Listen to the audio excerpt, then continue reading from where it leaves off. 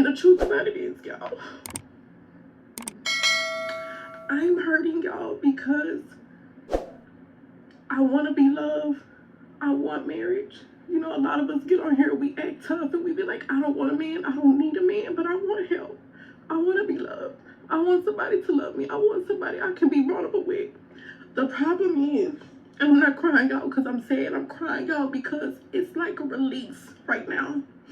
But the problem for me, y'all, is that all the relationships that I had with men were not about love. It was about survival for me. I know how to fuck. I know how to cook. I know how to clean. I know how to seduce a man. I do not know how to love a man. Woo! Woo! Yo, the truths that she is admitting right now. Man, she says she don't know how to love a man, but she know how to do all the other things need to be done to get a man. And then to have a son, because of those choices that I was making, y'all, and I got pregnant really, really fast. I got pregnant within 90 days of knowing my baby daddy. And we don't talk about this shit because it's embarrassing and it hurts. It hurts. And I'm mad with me. I'm not mad at men.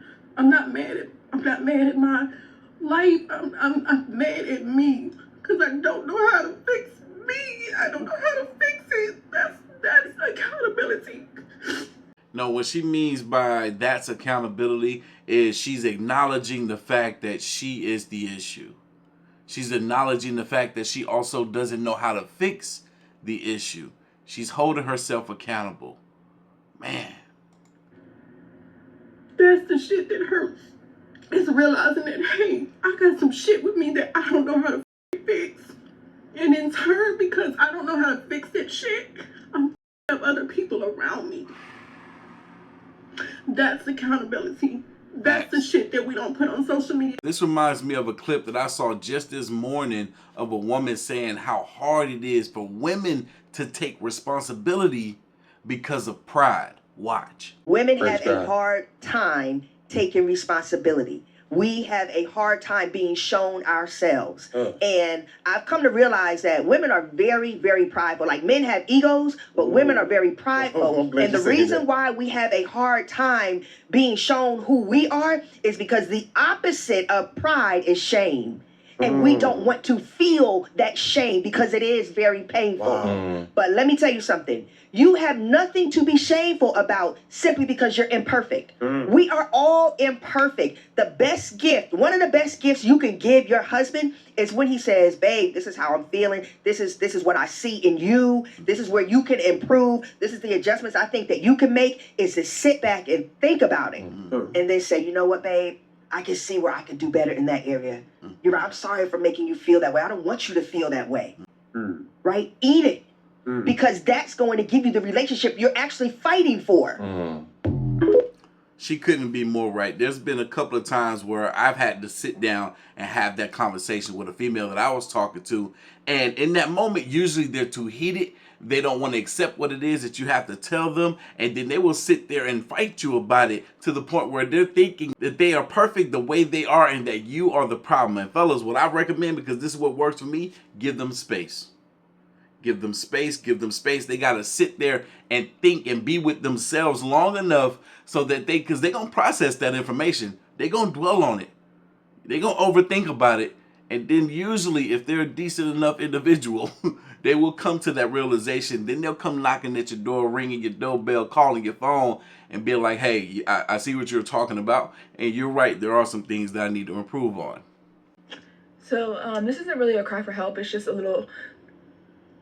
I'm admitting this to myself and need this up for future purposes. I am tired.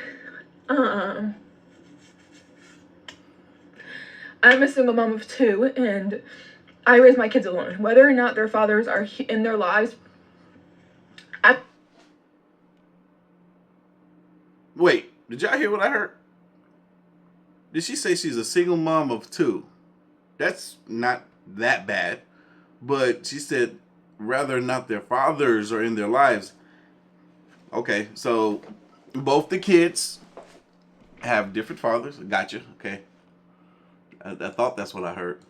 Whether or not their fathers are in their lives, I'm the only person who raises my kids. I'm the only one who changes every diaper, does bath time, does meals, does waking up, does going to sleep. I'm the one who does all of that. And I'm tired. Being a mom while your mental health is bad is something that you just have to ignore and push off until it gets so bad that you can't anymore. And I'm at that point. She must be really young, because that's not entirely true. You can focus on your mental health and focus on getting in the right place, even being a parent. Yes, it does come with some challenges, but there are things that you can do. Like right now in this moment, she's sitting in this car making this video where she could be using this time to work on herself. I'm exhausted, I'm burnt out, and I have nothing else to give. I don't know what to do. I can't work, so I don't get a break. She says she can't work. I'm confused. Now, I know a lot of y'all are thinking, well, where are the fathers? Why aren't the fathers doing enough? You know, it's a strong possibility that she didn't choose the right type of men to conceive children with. She could have chose men that she knew good and well wasn't going to be about her, not seriously. Or there is a possibility that those are some good men, but she ran them off for whatever reason. I don't get a break. And I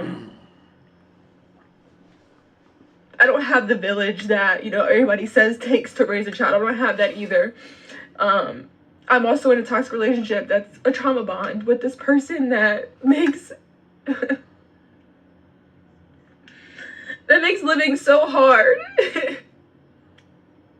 Okay, sounds like that's a situation that you need to get out of, young lady. She says she's in a toxic relationship.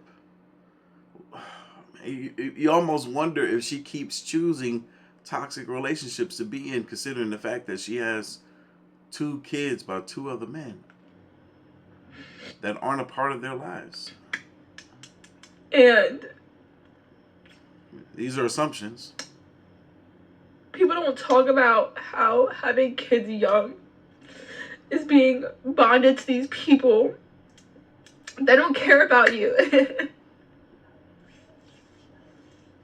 She said having kids young is being bonded to these people that don't care about you. Listening to her talk, you can't help but to think that she has made some bad decisions in some of the partners that she chose, and continuing to do so because she's currently in a toxic situation that's making it hard for her to I am live. so tired.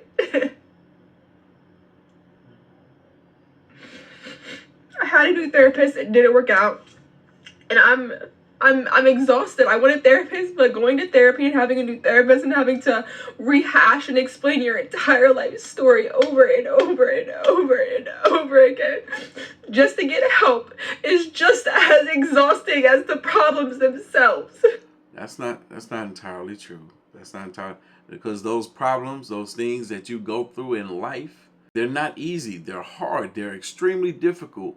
But you just having to recall the information and tell it to someone new is nowhere near as bad. You gotta suck it up now. You gotta suck it up. Yes, you may have to get another therapist after another therapist after another therapist, but you can't give up. You gotta work with them until you find one that suits you best. But nobody cares about moms, right? Nobody cares about moms because we agreed to have our children, so it's our job to take care of them. We don't get breaks. We're not allowed to complain.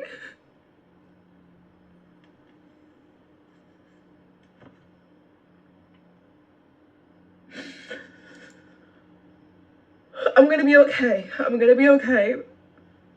I'm gonna be okay. And that's what you keep telling yourself, because I'm gonna tell you right now, when you know this, who's feeling sorry for you? No one will ever feel as sorry for you as you feel for yourself. That's just the way of the world. And part of that has to do with the fact that everyone is going through something. Hell, I myself just got a phone call from the doctor today on my birthday, letting me know that I have severe sleep apnea and it's affecting my overall quality of life, and that I might have to go on the CPAP machine. We are going through something. But anyway, leave your thoughts, comments, and opinions down below, and I'm going to catch you guys in the next one. See you.